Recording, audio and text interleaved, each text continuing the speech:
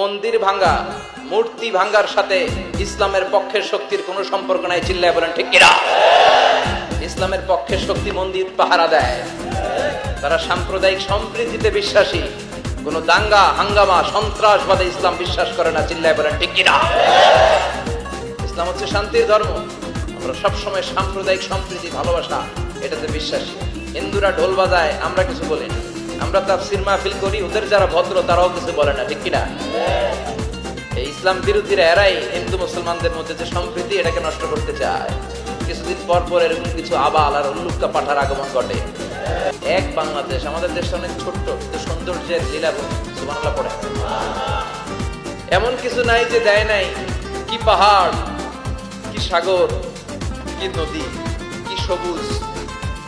সমস্যা হয়েছে দুর্নীতি। সমস্যাটা কি? আমি 5.5 বছর ধরে মালয়েশিয়াতে থাকি। আল্লাহ মালয়েশিয়ার যা দিছে এর চেয়ে অনেক ঢের গুণ বেশি আমাদেরকে দিয়েছে। আমাদের দেশের পর্যটন মোটেল, পর্যটন কর্পোরেশন আর ট্যুরিজম যে মিনিস্ট্রি আছে, এটা যদি সুন্দর প্ল্যান করে এই দেশটাকে কাজে লাগাতে পারতো, আমরা ট্যুরিস্টদেরকে জায়গা দিয়ে তুলাতে পারতাম না। আমাদের দেশের ছেলেপেলেরা যেগুলো লেখাপড়া করে না, এগুলো কামলা দিতে যায় বিদেশ। এই দেশটারে সাজাইলে এখানে ট্যুরিজমকে দেখাশোনা করার জন্য আমাদের প্রত্যেকটা ছেলের কর্মসংস্থানের ব্যবস্থা হয়ে যেত।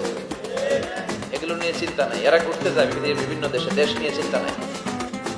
আল্লাহ আমাদের নেতাদেরকে তুমি হেদায়েত দাও।